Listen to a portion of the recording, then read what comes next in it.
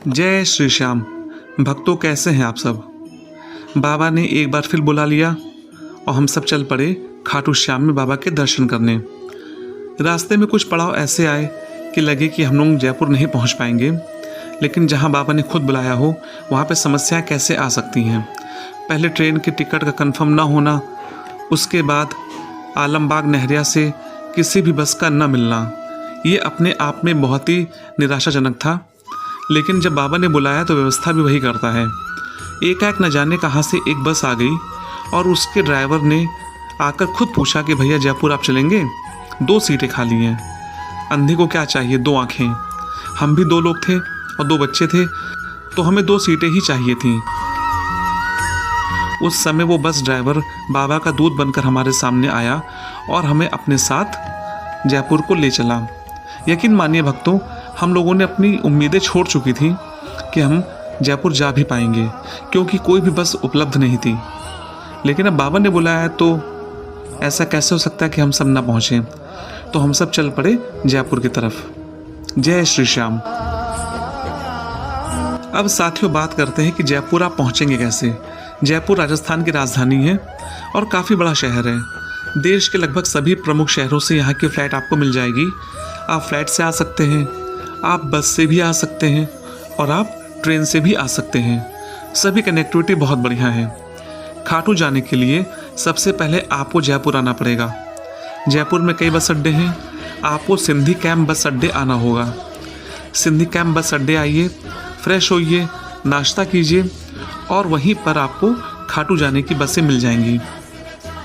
खाटू जाने की बसें वहाँ पर आपको एसी वाली भी मिलेंगी और नॉन एसी भी मिलेंगी। और भक्तों, एक खास बात ध्यान रखिएगा, जब आप राजस्थान आएँ और खाटू जी जाना चाहें या राजस्थान में कहीं पर भी जाना चाहें, तो जब आप बस का टिकट कटाएं तो उनको बता दीजिए कि आपके साथ कितनी फ़ीमेल मेंबर्स हैं, क्योंकि राजस्थान सरकार फीमेल मेंबर्स को करीबन 55% का डिस्काउंट देती है। तो आप इस सुविधा का लाभ जरूर लें। भक्तों, एक बात ध्यान रखिएगा, सिंधी कैंप बस अड्डे जयपुर से खाटू जी जाने की बस का टिकट वहीं के बस अड्डे पर काउंटर पे मिलता है, क्योंकि प्रत्येक टिकट पर सीट का नंबर भी लिखा होता है। तो आप यहाँ से टिकट बना लीजिए और अपनी निर्धारित सीट पर जाकर बैठ जाइए। जयपुर से खाटू श्याम की दूरी लगभग 80 किलोमीटर है और इसको तय करने में बस को लगभग 2 घंटे का समय लगता है। यदि आप चाहें तो कैब बुक करके भी जा सकते हैं और बस से भी जा सकते हैं। खाटू जी पहुँचने के बाद सबसे पहला लक्ष्य होता है अपने लिए धर्मशाला का लेना।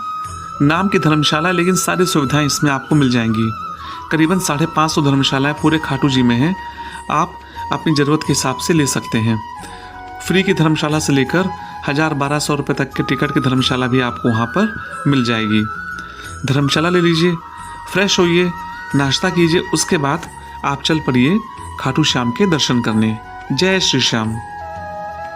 वीर प्रसूता राजस्थान की धरा यूं तो अपने आंचल में अनेक गौरव गाथाएं को समेटे हुए है, लेकिन आस्था के प्रमुख केंद्र खाटू की बात अपने आप में निराली है।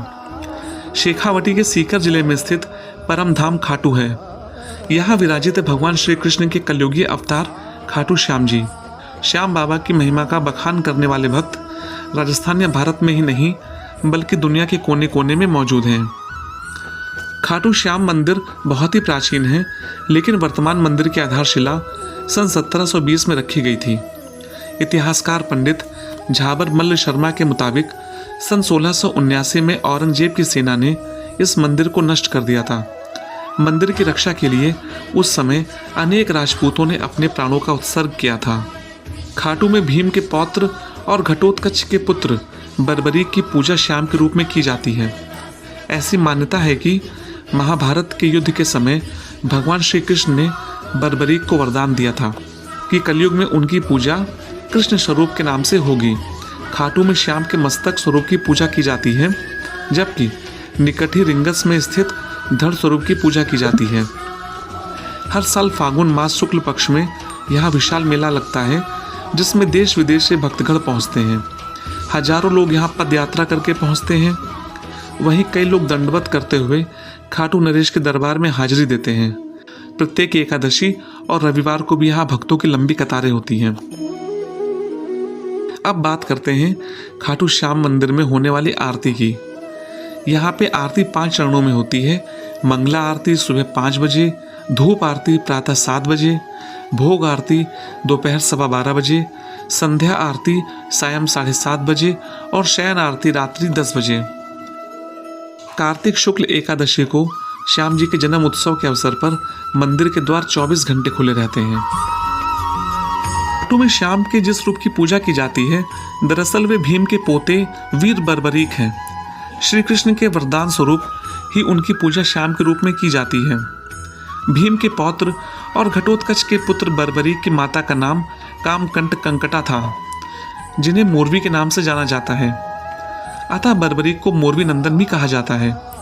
उन्होंने युद्ध कला अपनी माँ से सीखी, कठोर तपस्या कर भगवान शिव को प्रसन्न किया और 3 अमोघ बाण प्राप्त किए।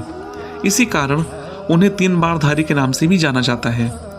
कौरवों और पांडवों के बीच महाभारत युद्ध की तैयारियां पूरे जोरों पर थीं। चारों ओर इस युद्ध की चर्चाएं थीं। यह समाचार जब बर्बरीक को मिला तो उनकी भी युद्ध में शामिल होने की इच्छा हुई। वे अपनी माँ से युद्ध में शामिल होने की अनुमति लेने पहुंचे। उन्होंने माँ से आशीर्वाद लिया और उन्हें वचन दिया कि वे हारे हुए पक्ष का ही साथ देंगे। वे अपने नीले रंग के घोड़े पर सवार होकर तथा 3 बाण और धनुष लेकर युद्ध क्षेत्र कुरुक्षेत्र की ओर प्रस्थान कर गए। मार्ग में उन्हें एक ब्राह्मण ने रोका और परिचय पूछा। यह ब्राह्मण कोई और नहीं, लीलाधर स्वयं कृष्ण भगवान थे। योगेश्वर ने बर्बरीक पर व्यंग्य किया और पूछा, क्या यह सिर्फ 3 बार लेकर युद्ध में शामिल होने आए हो? इस पर वीर बर्बरीक ने कहा, शत्रु सेना को धाराशायी करने के लिए मेरे 3 बाण ही काफी हैं। उन्होंने कहा, यदि मैंने तीनों बाणों का प्रयोग कर लिया ना तो त्रिलोक में हाहाकार मच जाएगा। इस बात पर श्री कृष्ण ने अपनी जगत मोहिनी मुस्कान के साथ बर्बरीक को चुनौती दी और पीपल के एक वृक्ष को संकेत करते हुए कहा, इसके सभी पत्तों को छेद कर बतलाओ तो जाने। बर्बरीक चुनौती को स्वीकार करते हुए अपने तरकश से एक तीर निकाला और पत्तों की ओर चलाया। क्षण भर में पत्तों को बेध कर बाण श्री कृष्ण के आसपास मंडराने लगा। दरअसल उन्होंने उस वृक्ष का एक पत्ता अपने पैर के नीचे छुपा लिया था। इस पर बर्बरीक बोला, कृपया अपने पांव हटा लीजिए, अन्यथा यह तीर आपको भी चोट पहुंचा सकता है। पूरी स्थिति को समझकर श्री कृष्ण ने अपनी वाणी का तीर चलाया और बर्बरीक से पूछा, आखिर तुम किस पक्ष की ओर से युद्ध लड़ोगे? उसने अपनी माँ को दिए गए वचन की बात बताई और कहा, जो भी पक्ष युद्ध में कमजोर होगा मैं उसके तरफ से युद्ध करूंगा। श्री कृष्ण जानते थे यदि बर्बरीक ने कौरवों का साथ दिया तो जीती हुई बाजी उनके हाथ से निकल जाएगी। ब्राह्मण वेशधारी श्री कृष्ण ने बर्बरीक से वचन लिया और दान में उसका सर मांग लिया। बर्बरीक क्षण भर के लिए हतप्रभ रह गए, लेकिन वे वचन दे चुके थे, उससे मुकरना भी नहीं चाहते थे।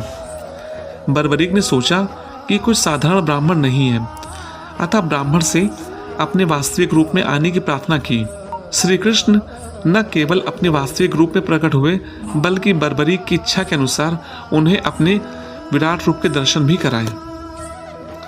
बर्बरीक ने उनसे प्रार्थना की कि वह अंत तक युद्ध देखना चाहता है। श्री कृष्ण ने उसकी यह बात स्वीकार कर ली। उनका सिर युद्ध भूमि के समीप ही एक पहाड़ी पर स्थापित कर दिया, जहां से बर्बरीक संपूर्ण युद्ध को देख सकते थे। युद्ध समाप्त हो चुका था। पांडवों में विजय का श्रेय लेने के लिए बहस जारी थी। इस पर श्री कृष्ण ने कहा कि बर्बरीक का शीश ही संपूर्ण युद्ध का साक्षी है, अतः उससे बेहतर निर्णायक कोई और हो ही नहीं सकता। इस बर्बरीक के शीश ने उत्तर दिया कि महाभारत युद्ध में चारों ओर भगवान श्री कृष्ण ही नजर आए। युद्ध भूमि में सिर्फ उनका सुदर्शन चक्र घूमता हुआ दिखाई दे रहा था, जो शत्रु सेना को काट रहा था। महाकाली भी श्री कृष्ण के आदेश पर शत्रु सेना का रक्तपान कर रही थी। साथियों, जब आप दर्शन करने के लिए जाएंगे तो जहां से लाइन शुरू होती है वहां से पूरी भीड़ 16 लाइनों में बढ़ जाती है। यदि आप श्याम बाबा के दर्शन नज़दीक से करना चाहते हैं तो आप प्रयास कीजिएगा कि पहले दूसरी लाइन में ही आप प्रवेश कर जाएं, क्योंकि ये लाइन सबसे नज़दीक से होकर गुजरती है। अगर आपके साथ कोई वृद्ध व्यक्ति है जो चलने में असमर्थ है तो वहाँ पे जो सुरक्षा गार्ड है आप उनसे रिक्वेस्ट करके आप अलग से भी जाकर दर्शन कर सकते हैं, जिसके लिए आपको कोई भी शुल्क नहीं देना होगा और आप ऐसी लाइन में पहुँच जाएंगे जहाँ पर बिल्कुल भीड़ नहीं होती। हम सभी जब दर्शन करने गए थे तो बहुत ज़्यादा भीड़ थी, लेकिन व्यवस्था इतनी अच्छी थी कि लाइन में लगने के साथ से लेकर लाइन से निकलने तक मात्र 5 मिनट का समय हमको लगा और दर्शन बहुत अच्छे से हुए। दर्शन करने के बाद भक्तों यदि आप चाहें तो बाबा की मूर्ति, बाबा के लिए कपड़े, दादी माँ के कपड़े और तरह तरह की पेंटिंग्स भी मिल जाएंगी। बाबा के वस्त्र तो बहुत सुंदर लगते हैं, छोटे छोटे वस्त्र होते हैं। बाबा के लिए पगड़ी, बाबा का साफा, बाबा की बांसुरी, उनका नीला घोड़ा, न जाने क्या क्या चीज़ें आपको यहाँ मिलेंगी। बच्चों के लिए तरह तरह के कपड़े जिस पर जय श्री श्याम लिखा होगा, लड़कियों के लिए जूतियाँ, काफ़ी चीज़ें यहाँ पर मिलती हैं। तो आप जब भी आएँ तो थोड़ा समय निकालिए। और यहाँ पर मिठाइयों की तरह तरह की दुकानें हैं।